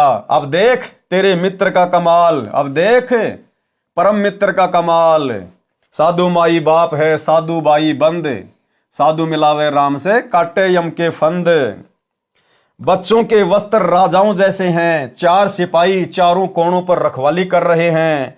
वाणी नंबर 106 में यही कहा है कि संत सुदामा जी श्री कृष्ण के संगी यानी मित्र थे, जो दारिद्र यानी निर्धनता की दरिया नदी यानी अत्यधिक निर्धन व्यक्ति था, उसके चावल खाकर कंचन सोने के महल बख्श दिए, यानी निशुल्क मुफ्त में दे दिए। क्या खाकर? उसके चावल खाकर। देखो भाई और बहनों, परमात्मा कहते हैं खेल चाहे डिस्ट्रिक्ट लेवल का हो, चाहे नेशनल लेवल का हो, चाहे इंटरनेशनल लेवल का हो, नियम एक जैसे ही होते हैं। ठीक इसी प्रकार यह भक्ति मार्ग है। यह भक्ति चाहे 3 लोक की हो, चाहे किस ब्रह्मांड की हो, चाहे सतलोक की हो, नियम एक जैसे ही हैं। उस अंतर्यामी कबीर परमेश्वर सतगुरु रामपाल जी को बचपन से लेकर उस समय तक सुदामा की सारी स्थिति का पता था। क्या परमात्मा पहले उसके घर नहीं बनवा सकते थे? क्या पहले परमात्मा उसके घर को धन धान्य से परिपूर्ण नहीं कर सकते थे? कर सकते थे, ये सर्वशक्तिमान है। लेकिन क्यों नहीं किया? इस भक्ति का नियम है। परमात्मा कहते हैं देते को हरि देत है जहां तहां से आण, और अण देवा मांगत फिर साहिब सुने नहीं कान। जब तक उस कबीर परमेश्वर जी ने सुदामा के चावल का भोग नहीं लगा लिया, तब तक सुदामा के ऊपर मेहर नहीं बख्शी। समझ जाओ भाई और बहनों, कितनी बड़ी मेहर हुई है साथ संगति से जुड़ने के बाद। आज इस पूरे 21 ब्रह्मांड में यदि उस कबीर परमेश्वर को कोई इष्ट मानकर गीता अध्याय 3 श्लोक नंबर 13 के अनुसार निस्वार्थ भाव से अपनी आत्मा के कल्याण के लिए, गुरु को प्रसन्न करने के लिए यदि कोई उन्हें भोग लगा रहा है भंडारे का, भोग की आरती के साथ, अन्नदेव की आरती तो पूरी संगति करती है, लेकिन परमेश्वर को, कबीर देव को, सतगुरु रामपाल जी भगवान को भोग की आरती के साथ में भोग लगता है, भोग की आरती के साथ में। और केवल साध संगति से जुड़ी हुई आत्माएं हैं जिन्होंने घर को ही आश्रम बनाकर और घर पर गुरुदेव का आसन लगाकर, उनका बेड लगाकर और भोग की आरती के साथ में सभी भाई बहन अपने इष्ट को भोग लगाते हैं। 21 ब्रह्मांड में केवल चंद ही आत्माएं हैं। ये विधान है यहां से पार होने का, मोक्ष प्राप्त करने का, गुरु को प्रसन्न करने का। आप विचार करो भाई और बहनों, नाम दीक्षा के साथ ही गुरुदेव हमें एक छोटी सी पुस्तक देते, भक्ति बोध, जिसमें तीनों समय की आरती होती है। आप उस भक्ति बोध में देखेंगे सबसे पहले आपको लिखा हुआ मिलेगा नित्य नियम सुबह का। क्यों लिखा गुरुदेव ने? आप और हमारे लिए, हम रोज नित्य नियम करते हैं। फिर लिखा है असुर निकंदन रमेणी। क्यों लिखी गुरुदेव ने? आप और हमारे लिए, रोजाना करने के लिए हम सब रमेणी करते हैं। फिर है संध्या आरती। क्यों लिखी गुरुदेव ने? आप और हमारे लिए, हम सब रोजाना संध्या आरती करते हैं। उसके बाद लिखा है अन्नदेव की छोटी आरती और अन्नदेव की बड़ी आरती। क्यों लिखी? आप और हम भक्तों के लिए। क्यों? रोजाना करने के लिए हम सब करते हैं। उसके बाद लिखा भोग लगाने की विधि। क्यों लिखी गुरुदेव ने? गुरु को भोग लगाने के लिए। लेकिन संगत में आज कौन कर रहा है? केवल साध संगति से जुड़े हुए सत्सेवक भाई बहन। तो ये मेहर हुई है भाई और बहनों आप और हमारे ऊपर। इसलिए दास बारंबार कहता है कि साध संगति से जुड़े बिना, क्योंकि साध संगति गुरुदेव भगवान का सतलोक के लिए ट्रेनिंग सेंटर है, इस साध संगति से जुड़े बिना हमारी तमाम आध्यात्मिक क्रियाएं पूर्ण नहीं हो सकती है। तो जब परमेश्वर ने वो सुदामा जी के द्वारा लाए गए चावल का भोग नहीं लगाया, तब तक कुछ नहीं दिया। और जैसे ही गुरुदेव ने भोग लगाया, परमेश्वर ने सुदामापुरी रच दी। सुदामापुरी, कंचन के महल। बॉडीगार्ड भी खड़े हैं सिक्योरिटी के लिए कि कहीं कोई मेरे भगत को दुखी ना कर दे, परेशान ना कर दे। और आज भाई और बहनों यकीन मानना, आप और हम सत्सेवक इस काल की नजरों में कांटे की तरह चुभ रहे, कांटे की तरह भयंकर तरीके से। इसका जी करता है कि इनको मसल दूं मैं, लेकिन उसका जोर नहीं चल रहा हम सत्सेवकों के ऊपर, क्योंकि परमेश्वर ने रक्षा कवच बना रखा हमारे चारों तरफ, हमारे मकानों के चारों तरफ, हमारे शरीर के चारों तरफ रक्षा कवच उसको तीर जैसे झटके लगते हैं जब वो पास आता है तो। और गुरुदेव भगवान ने स्पष्ट कर रखा कि बच्चों, अगर मर्यादा में रहोगे, गुरु को इष्ट मानोगे, ये देवी देवता ब्रह्मा विष्णु महेश ये तुम्हारे बॉडीगार्ड बनकर खड़े रहेंगे तुम्हारे घर के चारों तरफ, कि कोई भूत प्रेत अन्य कोई देवता इनको कोई दुखी ना कर दे, कोई परेशान ना कर दे। सतगुरु रामपाल जी भगवान के आदेश से, कबीर परमेश्वर के संविधान से ये देवी देवता हमारे घरों के चारों तरफ सिक्योरिटी करते हैं, सिक्योरिटी सूक्ष्म रूप में। तब हम सुरक्षित हैं गुरुदेव के विशेष आशीर्वाद से, क्योंकि हम गुरुदेव को प्रसन्न करने की दिशा में आगे बढ़ रहे हैं। हम पीले पर्चों को आंख बंद करके नहीं मानते, हम कोऑर्डिनेटरों के आदेशों को आंख बंद करके फॉलो नहीं करते, हम सत्संगों के विरुद्ध गुरुदेव के परिवार के द्वारा करवाए जाने वाले घटिया कुकर्मों में आंख बंद करके सहयोग नहीं करते। हम स्टेडियम बनवाने में सहयोग नहीं करते, हॉस्पिटल बनवाने में नहीं करते, हम गुंडों की सीबीआई जांच का समर्थन नहीं करते, हम आरक्षणों में नहीं जाते, हम किसी का जाट भवन बनवाने के लिए ज्योति पाठ और दान का पैसा नहीं देते। इसलिए गुरुदेव हम पर प्रसन्न है ज्ञान आधारित भक्ति को देखकर। इसलिए परमेश्वर ने दया बख्शी है गीता अध्याय 3 श्लोक 13 के अनुसार स्वयं को भोग लगवाने की। इस 21 ब्रह्मांड में इस परमेश्वर को, सतगुरु रूप में आए हुए भगवान को कोई पहचान नहीं सकता। ये भगवान स्वयं अपनी पहचान करवाता है अपनी विशेष आत्माओं से। गोता मारूं स्वर्ग में, जा बैठूं पाताल, गरीब दास ढूंढता फिरूं अपने हीरे मोती लाल। आज इस लाखों की संगत में से यदि परमेश्वर के कोई हीरे मोती लाल हैं, केवल सत्सेवक हैं, केवल सत्सेवक। विचार, श्री कृष्ण जी राजा थे। क्या कह रहे हैं गुरुदेव भगवान कि विचार करो। श्री कृष्ण जी राजा थे, अपने मित्र की इतनी सहायता करना एक राजा के लिए कोई बड़ी बात नहीं है। इतनी सहायता तो एक स्टेट का मंत्री अपने मित्र की आसानी से कर सकता है। परमेश्वर कबीर जी ने एक अति निर्धन मुसलमान लोहार तैमूर लंग की एक रोटी खाकर 7 पीढ़ी का राज्य बख्श दिया था। उसी जीवन में तैमूर लंग राजा बना, जिसका राज्य विशाल था। दिल्ली की राजधानी पर उसने अपना प्रतिनिधि छोड़ा था। उसकी मृत्यु के उपरांत कुछ समय दिल्ली की गद्दी पर अन्य ने कब्जा कर लिया था। फिर तैमूर लंग के परपोत्र बाबर ने सन 1526 में लोदी वंश के इब्राहिम लोदी को पानीपत की पहली लड़ाई में हराकर दिल्ली पर कब्जा कर लिया। बाबर से औरंगजेब तक 6 पीढ़ी तथा प्रथम तैमूर लंग, इस प्रकार कुल 7 पीढ़ी का राज्य परमेश्वर कबीर जी ने तैमूर लंग को दे दिया। अब यहां गुरुदेव भगवान ने अपनी समर्थता बताई है, कबीर भगवान की यानी अपनी स्वयं की समर्थता बताई है। हालांकि सुदामा की सुदामापुरी रचने वाले भी कबीर भगवान ही थे, लेकिन सांसारिक लोगों को समझाने की दृष्टि से गुरुदेव यहां कह रहे हैं कि विचार करो कि श्री कृष्ण जी ने सुदामा की सुदामापुरी अगर वो रच भी दी, धन धान भी दे दिया, तो क्या दे दिया। इतनी सहायता तो एक मंत्री भी अपने मित्र की आसानी से कर सकता है। और फिर कह रहे हैं देखो परमात्मा की समर्थता।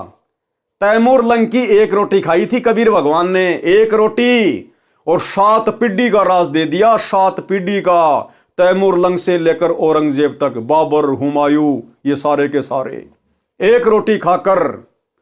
तो उस परमेश्वर की समर्थता के आगे श्री कृष्ण जी ने भला अपने मित्र सुदामा की क्या सहायता कर दी, उसके आगे तो ऊंट के मुंह में जीरे के बराबर भी नहीं किया। तो भाई और बहनों, हर प्रकार से ये परमेश्वर समर्थ है, सभी आत्माओं का साथी है। इन छोटे मोटे अवतारों के रूप में भी सारा कार्य अपनी आत्माओं का ये परमेश्वर ही सिद्ध करता है। नंबर 1, तैमूर लंग, जिसकी परमात्मा ने एक रोटी खाई थी, जिसके बदले 7 पीढ़ी का राज दिया था। सबसे पहले तैमूर लंग ने राज्य किया। दूसरे नंबर पर बाबर, तीसरे पर हुमायूं, हुमायूं पुत्र बाबर, चौथे नंबर पर अकबर पुत्र हुमायूं, 5वें नंबर पर जहांगीर पुत्र अकबर, 6ठे नंबर पर शाहजहां पुत्र जहांगीर, 7वें नंबर पर औरंगजेब पुत्र शाहजहां। और उसके बाद में दिल्ली का साम्राज्य टुकड़ों में बंटना शुरू हो गया था। सन 1526 से 1707 तक बाबर से लेकर औरंगजेब ने दिल्ली का राज्य किया। विशेष भिन्नता, जन्म मरण का कष्ट न श्री कृष्ण का समाप्त है न सुदामा का हुआ, दोनों ही आगे के जन्मों में अन्य प्राणियों के शरीरों में जाएंगे। और तैमूर लंग की एक रोटी खाकर भगवान ने 7 पीढ़ी का राज तो दिया ही दिया, साथ में परमात्मा ने मोक्ष का अधिकारी भी बना दिया। तैमूर को 7 पीढ़ी का राज्य भी मिला और मोक्ष भी मिला। सहायता में इतना अंतर समझें, जैसे सहायता तो स्टेट का मंत्री करे, दूसरा देश का प्रधानमंत्री करे, दोनों के सहायता करने में रात और दिन का अंतर होता है। कबीर जी यानी सत्य पुरुष को प्रधानमंत्री जानो और श्री कृष्ण जी श्री विष्णु जी को प्रांत का मंत्री जानो। फिर भी बात भक्ति की चल रही है। कबीर जी ने कहा है कि कबीर जो जाकी शरणा बसे, ताको ताकी लाज, जल स्यों ही मछली चढ़े, बह जाते गजराज। वाणी नंबर 107 का सरलार्थ। आगे गुरुदेव भगवान ने भगत नंदा नाई की जो कथा है उसको शामिल किया है। भगत नंदा नाई सैन की कथा, नाई को कहते हैं सैन। नाई समुदाय में एक महान भगत नंदा जी हुए हैं। नाई को सैन भी कहते हैं। वे परमात्मा की धुन लगन में लगे रहते थे। हालांकि उस समय भगत नंदा जी को कोई सच्चा मार्गदर्शक प्राप्त नहीं था, कोई तत्वदर्शी संत प्राप्त नहीं था।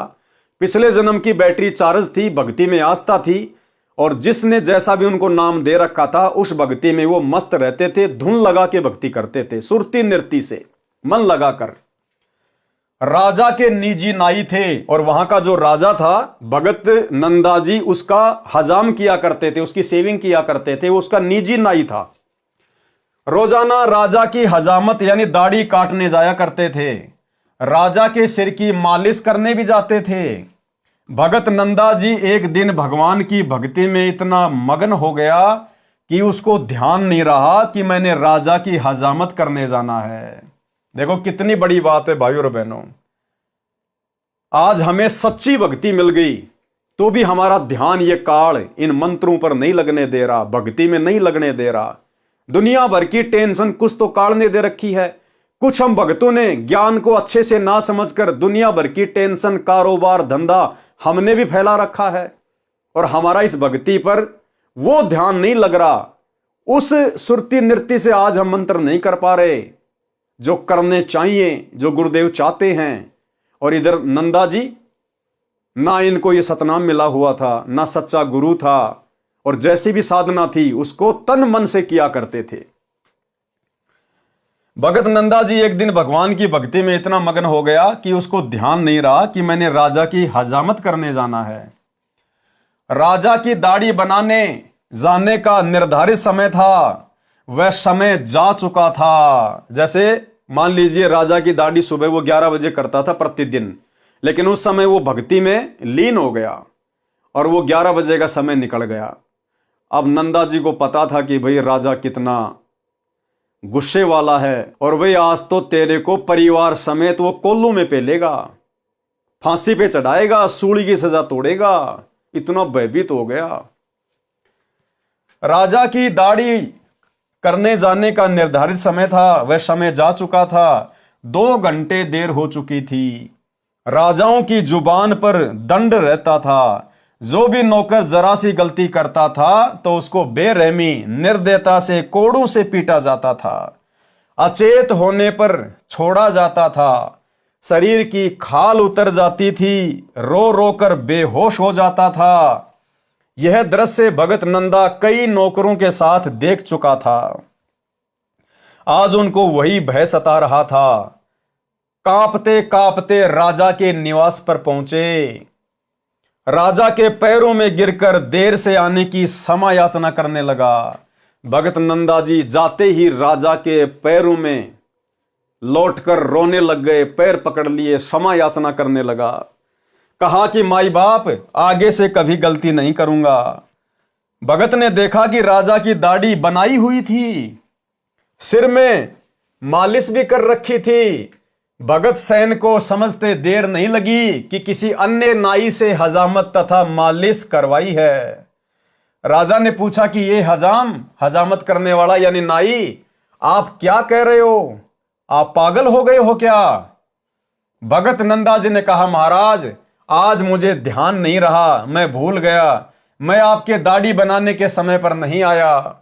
जीवन में पहली व अंतिम गलती है, कभी नहीं करूंगा। उसका विलाप सुनकर रानी तथा अन्य मंत्री भी आ गए थे। राजा ने कहा कि सैन, आप अभी अभी दाढ़ी बनाकर सिर में मालिश करके गए हो।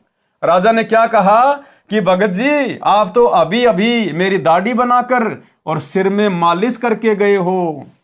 आप क्या कह रहे हो? आप देर से आए हो? क्या नींद में बोल रहे हो?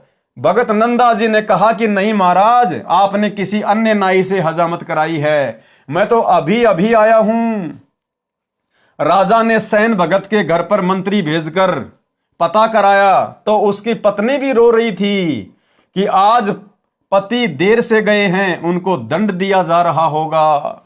मंत्री ने पूछा कि क्यों रो रही हो बहन? भगतमती ने बताया कि मेरे से गलती हो गई, मैंने भगत को याद नहीं दिलाया। भगती पर बैठने से पहले भगत ने कहा था कि कुछ समय पश्चात मुझे याद दिलाना कि राजा की सेवा करने जाना है, मैं भी भूल गई। भगत भी भक्ति में व्यस्त थे। 2 घंटे बाद उठे तो याद आया उनकी नौकरी जाएगी तो हम क्या खाएंगे, बच्चे भूखे मर जाएंगे, पति को दंड मिलेगा। मंत्री जी तुरंत वापस आए और राजा से बताया कि वास्तव में नंदा तो देर से अभी आया है, इनके रूप में कोई और आया था। अब भाई और बहनों, ये परमेश्वर, ये दयालु परमात्मा, ये सतगुरु रामपाल जी भगवान, ये परमेश्वर करे करावे साइया मन में लहर उठा, दादू सिर दर जीव के आप बगल हो जा। जय हमरा भगत पछोड़ी होई तो हमरा नाम ना लेवे कोई। भाई और बहनों, आज भी वही परमात्मा धरती पे प्रकट है। हर युग में, हर देश काल और परिस्थिति में यही कबीर परमात्मा सतगुरु रामपाल जी भिन्न भिन्न रूप धारण करके भिन्न भिन्न नामों से यहां अपनी आत्माओं के लिए अद्भुत चमत्कार करते रहते हैं, सिर्फ इसलिए कि कलयुग के इस प्राइम टाइम, इस बिचली पीढ़ी तक इन आत्माओं में भक्ति की ज्योत जलती रहे। आज भी वही भगवान है धरती पे और भगवान के गुण बदले नहीं हैं। आप और हम बदल गए, आप और हम जीवों की सोच में फर्क आ गया। आज आप और हमारे विश्वास में कमजोरी आ गई, अन्यथा आज भी यही परमात्मा सतगुरु रामपाल जी भगवान वही सब चमत्कार खड़े खड़े करने को तैयार है, खड़े खड़े करने को। और देखो भाई और बहनों, इसलिए दास बारंबार कहता है कि ये 2 कोड़ी का कुत्ता पवन दास अपनी तरफ से कुछ नहीं भोगता है। जो भी दास को परमात्मा प्रेरणा करते हैं, दास केवल वही करता है, उतना ही करता है। मालिक अंतर्यामी है, हमारे से आगे आगे चलते हैं। मालिक को मालूम था कि आज मुक्ति बोध का जो है ये नंदा नाई की कहानी के ऊपर, कथा के ऊपर वीडियो बनने जा रहा है। और दास ने जैसे ये वीडियो बनाना शुरू किया, भाई और बहनों, उससे 2 घंटे पहले मेरे पास में एक सत्सेवक बहन का व्हाट्सएप के ऊपर मैसेज आता है। उस बहन ने अपनी ऑडियो भेजी और उस बहन ने दास से कहा कि भगत जी, मैं अरुणा दासी बोल रही हूं कर्नाटक से। कर्नाटक में कोई जयपुर नाम की कोई जगह है। उसने कहा कि भगत जी, यहां पर सात संगति रखवाई परमात्मा ने 1 दिन की और आसपास के और भी भगत भाई बहन आए थे। और हमारे भगत जी सिक्योरिटी का काम करते हैं, सिक्योरिटी गार्ड का काम करते हैं। तो 1 दिन की छुट्टी हमारे भगत जी ने ले ली। और दूसरे दिन जो भगत भाई बहन आए हुए थे, उन्होंने कहा कि भगत जी 2 दिन के साथ संगति रखेंगे, मालिक की महिमा करेंगे, इतनी दूर से आए हैं तो परमात्मा का गुणगान करेंगे, आप 1 दिन की छुट्टी और ले लो। अब उनके भगत जी ने देखा कि नौकरी पे नहीं जाऊंगा तो दिक्कत हो जाएगी, मैं तो उनको बोल के भी नहीं आया, सेठ लोग नाराज हो जाते हैं। लेकिन भगत जी ने दृढ़ता दिखाई और कहा, जब मेरे भगत भाई बहन इतना समय निकाल के परमेश्वर की महिमा के लिए साथ संगति में आए हैं, गुरुदेव को भोग लगाने, ज्ञान चर्चा करने, उनकी महिमा करने, शब्द गाने आए हैं, तो देखा जाएगा, नौकरी रहे ना रहे कोई बड़ी बात नहीं। इस भगवान के लिए, इसकी महिमा के लिए तो राजाओं ने राज्य त्याग दिए, सेठों ने संपत्ति को त्याग दिया, हम तो खाली 1 दिन की बात है। तो उन्होंने ना तो कंपनी में फोन किया, कुछ नहीं किया कि जो होगा सो देखा जाएगा, और कहा ठीक है भगत जी, मिलके परमात्मा का भजन करेंगे, परमात्मा को भोग लगाएंगे, मालिक की महिमा करेंगे। और 2 दिन की साथ संगति वहां पे हो गई। तीसरे दिन जब भगत जी अपनी नौकरी करने जाते हैं सिक्योरिटी गार्ड की, तो भाइयों और बहनों, वहां भगत जी को पता चलता है कि कल भगत जी के रूप में परमात्मा ड्यूटी देके गए। सतगुरु रामपाल जी भगवान भगत जी का रूप बनाकर और ड्यूटी देके गए, ड्यूटी देके। और वही नंदा नाई जैसी हालत। भगत जी ने कहा कि मैं तो कल आए नहीं, मेरे घर पे तो परमात्मा का सत्संग था, साथ संगति थी। बोला नहीं नहीं भाई, आया क्यों नहीं? वो मालिक कह रहा है कि भाई तू कल आया क्यों नहीं? और देख ये तेरा ये तकिया रखा देख तेरी चेयर पे। तो भगत जी ने देखा कि तकिया तो था ही नहीं यहां पे, ये तकिया यहां कैसे आ गया? परमात्मा जी खुद नया तकिया छोड़ के गए अपनी तरफ से, सबूत प्रमाण। उस मालिक ने देखा था कि वो सिक्योरिटी गार्ड चेयर पर बैठा है, वो तकिया रखा हुआ है। तो उसने कहा कि आप ही तो थे कल यहां पर, और ये तकिया रहा आपका। उसके बाद भगत जी को फिर समझते देर नहीं लगी कि सारा खेल मेरे गुरुदेव भगवान का है, क्योंकि मैंने जरा सी दृढ़ता दिखाई अपने गुरु की महिमा के लिए, साध संगति के लिए, कि नौकरी कोई बड़ी बात नहीं, असंख्य जन्म हो गए नौकरी करते हुए, ये गुलामियां हमने करते हुए, सच्ची सरकार की गुलामी करेंगे, नौकरी रहे ना रहे कोई बड़ी बात नहीं। परमात्मा खुद भगत की जगह पूरी रात ड्यूटी देके गए परमेश्वर। आपको खुद उस बहन की ऑडियो सुनाता हूं भाई और बहनों। अब बताओ, 2 घंटे बाद में दास ने वीडियो बनाना था, और 2 घंटे पहले परमात्मा ने उस बहन के माध्यम से व्हाट्सएप पर दास के पास में ऑडियो भिजवा दी। अब बताओ भाई और बहनों, अब परमात्मा नहीं करवा रहा तो कौन करवा रहा है? मैंने थोड़ी फोन किया उस बहन को। मैं तो आप में से कितने भाइयों को फोन करता हूं, कितनों को व्हाट्सएप पे मैसेज करता हूं, आप भाई बहन अच्छी प्रकार से जानते हैं। मैं तो 2-2 महीने तक आपके फोन भी नहीं उठा पाता।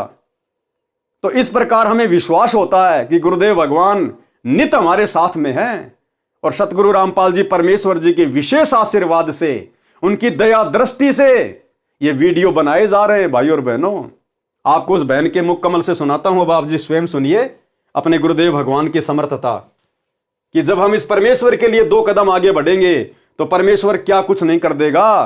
परमेश्वर कहते, जय तू चाले 1 कदम, मैं चालू कदम 60, और जय तू हो जा काठ का, मैं हो जाऊं लोहे की लाठ। कि हे भगत, अगर तू विश्वास करके इस भक्ति मार्ग पर 1 कदम भी आगे बढ़ेगा, मैं 60 कदम तेरे आगे चलूंगा। और जय तू हो जा काठ का, और अगर तूने अभिमान किया, मान बढ़ाई की, तो मैं फिर लोहे की लाठ, फिर मैं तेरा बाप हूं, मैं तेरे से भी ऊपर वाला हूं फिर। तो परमात्मा कहते हैं, भगत बन के भक्ति करेगा तो तेरे आगे खड़ा रहूंगा, तेरे पीछे खड़ा रहूंगा। और अगर जरा सी मान बढ़ाई, अहंकार आ गया, फिर समझ लेना, हिरण्याकुश की छाती भी हमने फाड़ी थी, कंस को भी हमने मारा था, रावण को भी हमने मारा था, फिर हम नहीं बकसते किसी को। तो अब आपको बहन के मुख कमल से सुनाते हैं परमात्मा ने क्या चमत्कार किया। यानी भाई और बहनों, हमें विश्वास होना चाहिए, ये भक्ति युग चल रहा है। आने वाले समय में खड़े खड़े चमत्कार होंगे, इस प्रकार के खड़े खड़े। देखो, आज ये विज्ञान है, आज ये विज्ञान है, और आज ये विज्ञान से सारे सब कुछ ये काम हो रहे हैं। टीवी, रेडियो, इंटरनेट जो भी है, ये गाड़ियां वगैरह, ये बसें वगैरह, ये एरोप्लेन वगैरह। अब पहले के समय में क्या था भाई और बहनों, ये विज्ञान नहीं थी। पहले के समय में आध्यात्मिक विज्ञान थी। पहले लोगों की भक्ति से परमात्मा चमत्कार किया करते थे, उनमें सिद्धियां आ जाया करती थी। इस विज्ञान की आवश्यकता नहीं थी पहले। ये तो बहुत ही घटिया और निम्न स्तर की चीज है। आध्यात्मिक विज्ञान, जो सिद्धियों से जो चमत्कार होते हैं, ये विज्ञान नहीं कर सकती। लेकिन वर्तमान में लोगों के पास में आध्यात्मिक शक्ति नहीं है, भक्ति नहीं है, इसलिए विज्ञान का सहारा लेना पड़ रहा है। और पहले के टाइम पे ये विज्ञान नहीं थी। पहले के समय में भक्ति हुआ करती थी, लोग अपनी तपस्या करते थे, भक्ति करते थे, मंत्रों का जाप करते थे, मर्यादाओं में रहा करते थे, जिस कारण से उनके साथ में चमत्कार हुआ करते थे, उनके अंदर वो सिद्धियां आ जाया करती थी। और वो सिद्धियों से कुछ भी कर सकते थे, कुछ भी। तो भाई और बहनों, वर्तमान में आप और हमारे पास में वो भक्ति है जो भक्ति सतयुग में नहीं थी, त्रेता में नहीं थी, द्वापर में नहीं थी। फिर भी लोगों ने अपने पिछले जन्मों की भक्ति से बड़े बड़े चमत्कार कर दिए। आप और हमें तो परमात्मा ने वास्तविक भक्ति दे दी। और गुरुदेव कहते हैं जो तुम सुमरण कर रहे हो इसमें 24 सिद्धियां हैं, 24 सिद्धियां। लेकिन आप लोगों ने सिद्धियों का प्रयोग नहीं करना। ये सिद्धियां तुम्हारे ऊपर जब कोई संकट आएगा ऑटोमेटिक अपना काम करेंगी, ऑटोमेटिक। तुमने इन सिद्धियों से कार्य लेने की जरूरत नहीं है, अन्यथा मर्यादा खंडित हो जाएगी। जब तुम्हारे ऊपर कोई आपत्ति आएगी, इस भक्ति की शक्ति से ये सिद्धियां ऑटोमेटिक तुम्हारे साथ रहेंगी, ऑटोमेटिक अपना काम करेंगी। इसलिए भाई और बहनों, आप और हमने डरने की, घबराने की जरूरत नहीं है। समर्थ हमारे साथ में है, समर्थ की सच्ची भक्ति हमारे पास में है। हमने केवल डरना है तो मर्यादा टूटने से, कि हमारी भक्ति पंचर ना हो जाए, हमारे गुरुजी नाराज ना हो जाएं। आने वाले समय में यह परमात्मा खड़े खड़े चमत्कार करेगा। चमत्कार तो आज भी कर रहा है, साथ में तो आज भी है। वो सिद्धियां आज भी हमारे साथ में बराबर काम कर रही है। तभी तो हम इस घोर कलयुग में हर प्रकार से संघर्ष करते हुए भक्ति कर पा रहे हैं। अन्यथा ये भक्ति काल एक सेकंड भी आपको इस भक्ति पे नहीं टिकने दे, एक सेकंड भी। अगर गुरुदेव भगवान का विशेष आशीर्वाद और ये भक्ति की शक्ति ना हो तो अब सुनिए बहन के मुख कमल से किस प्रकार से गुरुदेव भगवान ने, जिस प्रकार नंदा नाई के लिए परमात्मा ने नंदा नाई की जगह नौकरी की, राजा की हजामत बनाई, सेविंग की, इसी प्रकार अपने भगत के लिए, अपने सत्सेवक के लिए गुरुदेव भगवान ने सिक्योरिटी गार्ड की नौकरी की। सुनिएगा भाई और बहनों। सत्साई पवन भाई विजयपुर कर्नाटक में 2 दिन की सत्संगति थी अरुणदास जी के घर में। तो सभी भाई भगत आए हुए थे। भगत जी ना हमारे सिक्योरिटी ड्यूटी करते हैं वो, तो सिक्योरिटी की ड्यूटी के एक दिन छुट्टी ले लिए। भगत भाई आए थे ना उस दिन, तो दूसरे दिन जाना करके बोले वो काम पे नहीं गए, नहीं जा पाए। तो सभी भाई भगत बोल रहे थे कि भगत जी आज एक दिन की छुट्टी ले लो करके। भगत जी थोड़ा डर रहे थे। तो भगत जी ने क्या किया, परमात्मा के ऊपर भरोसा रख के परमात्मा को दंडवत प्रणाम किया। परमात्मा के चरण को सबके चिंता छोड़ के उस दिन भगत जी ने छुट्टी की। तो भगत जी के रूप में परमात्मा ने वही जगह पे जाके सिक्योरिटी की ड्यूटी की। परमात्मा ने उधर प्रमाण के लिए तकिया छोड़ के गए। परमात्मा ने भगत जी के रूप में ड्यूटी करी। परमात्मा ने भगत जी नाइट ड्यूटी। सत्साहेब भगत जी, पवन भाई सत्साहेब और सत्साहेब पवन भाई। और दूसरे दिन भगत जी नाइट ड्यूटी पे गए तो मालक को बोले कि मालक मैं 2 दिन से छुट्टी पे था, तो आपको कुछ बुरा लगा क्या करके भगत जी बोले। तो मालक ने बोला कि आप कहाँ 2 दिन छुट्टी पे थे, एक ही दिन तो आए, एक दिन छुट्टी किया आपने, 2 दिन कहाँ पे छुट्टी किया नहीं करके ऐसे बोले मालक।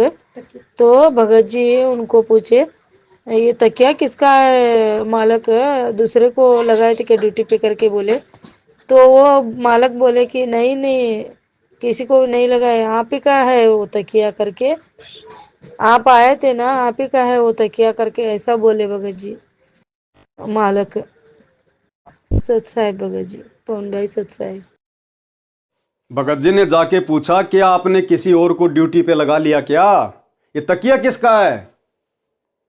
तो उस मालिक ने कहा कि नहीं, अरे कल आप ही तो बैठे थे इस तकिए का सहारा लेके, कल आप ही तो बैठे हुए थे, ड्यूटी कर रहे थे। आपने तो खाली 1 ही दिन की छुट्टी ली थी, 2 दिन की कहां ली, कल तो आप आए थे ड्यूटी पे।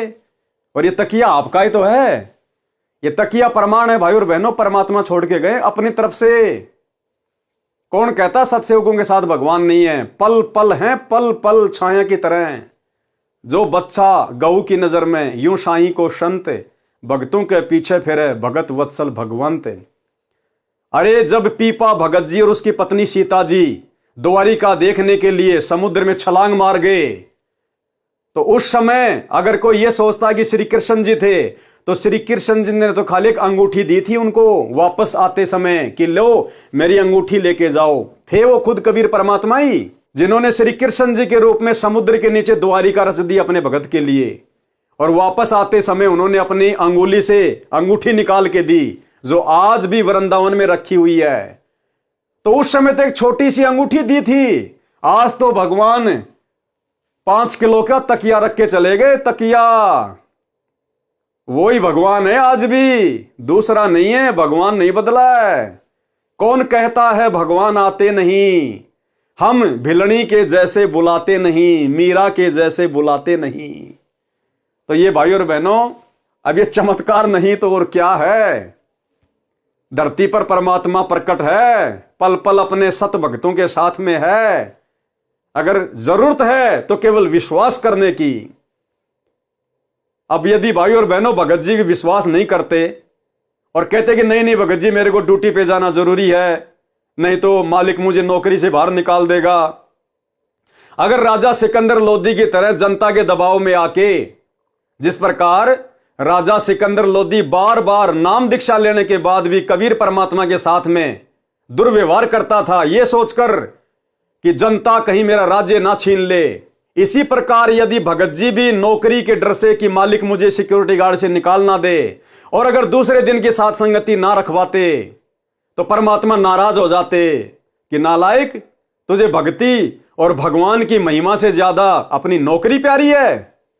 परमात्मा 2 मिनट में नौकरी को ठोकर मरवा देते और मर्यादा खंडित होती, वो अलग। लेकिन भगत ने हिम्मत दिखाई, परमात्मा पे विश्वास किया कि बाढ़ में जाए नौकरी। हम तो बड़े बड़े राजा रह चुके हैं, सिक्योरिटी गार्ड की नौकरी कौन सी बड़ी बात है? अरे हमारा पेट सिक्योरिटी गार्ड की नौकरी नहीं भरेगी, हमारा पेट वो भरेगा जो पूरी दुनिया की सिक्योरिटी करता है, जो तीनों लोकों में प्रवेश करके सबका भरण पोषण करता है, वो कबीर देव सतगुरु रामपाल जी। वो हमें नौकरी भी देगा, वो हमारा पेट भी भरेगा। भगत ने विश्वास किया और आए हुए भक्तों का दिल नहीं तोड़ा, और एक दिन की साथ संगति और रख दी, परमात्मा की महिमा की भोग लगाया, और उधर भगवान अपने भगत की जगह बैठ के नौकरी कर रहा है। तो बताओ भाई और बहनों, कौन कहता कि केवल नंदा नाई के लिए भगवान ने राजा की हजाम बनाई? यहां भी देख लो, वर्तमान में आपकी आंखों के सामने है। तो परमात्मा धरती पर है, विश्वास की जरूरत है भाई और बहनों। चाहे शीश कट जाए लेकिन मर्यादा नहीं तोड़ेंगे, लोक लाज में नहीं आएंगे, मर्यादाओं को लेकर किसी के आगे नहीं झुकेंगे। गुरुदेव कहते हैं कि भगत का एक लक्षण है, भगत किसी से लड़ता नहीं और भगत किसी से डरता नहीं, क्योंकि हमारी पीठ पीछे हमारा भगवान खड़ा हुआ है। अब आगे बढ़ते हैं भाई और बहनों हम इस कहानी पर। मंत्री जी तुरंत वापस आए और राजा से बताया कि वास्तव में नंदा तो देर से अभी आया है, इनके रूप में कोई और आया था जो आपकी हजामत तथा मालिश करके चला गया। यह बात सुनकर राजा को समझते देर नहीं लगी कि भगत सैन के रूप में भगवान ही आया था, भगवान ही आए थे। राजा सिंहासन से नीचे आया और भगत सैन जी को सीने से लगाया। ऐसे निर्दयी राजा को भी परमात्मा ने निर्मल बना दिया भगत के सामने। राजा सिंहासन से नीचे आया और भगत सैन जी को सीने से लगाया और कहा कि भगत, मैं तेरे को सेवा से मुक्त करता हूं, कि मैं आज तेरे को सेवा से आजाद करता हूं। आज के बाद तू मेरी दाढ़ी नहीं बनाएगा और पूरी जिंदगी का तेरे बच्चों का पालन पोषण की मैं जिम्मेदारी लेता हूं।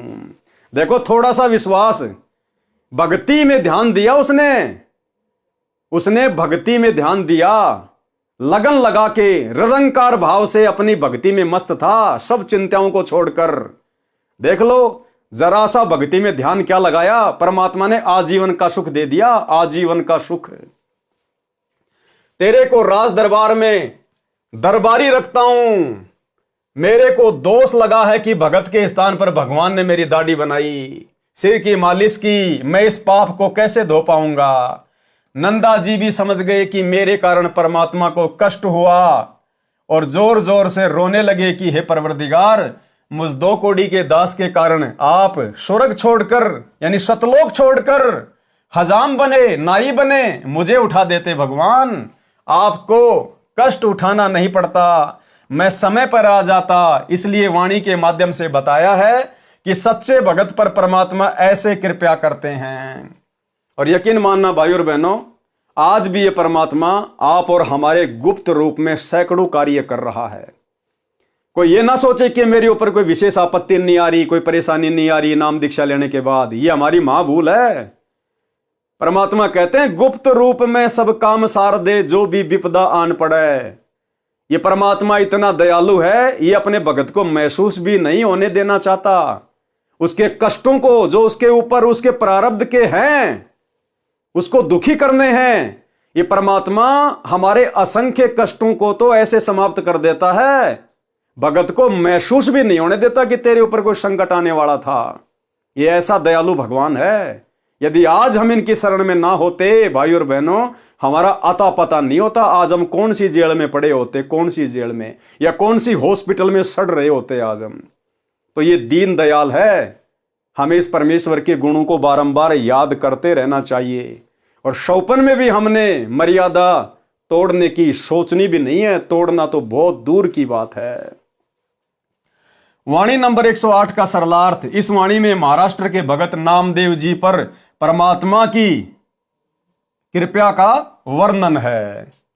संत नामदेव जी पर प्रभु कृपा। तो भाई और बहनों, आज के वीडियो में हम केवल इतना ही लेंगे गुरुदेव भगवान के आशीर्वाद से। आज हमारा मुक्ति बोध के ऊपर सतगुरुदेव भगवान की विशेष रजा से ये 10वां वीडियो है।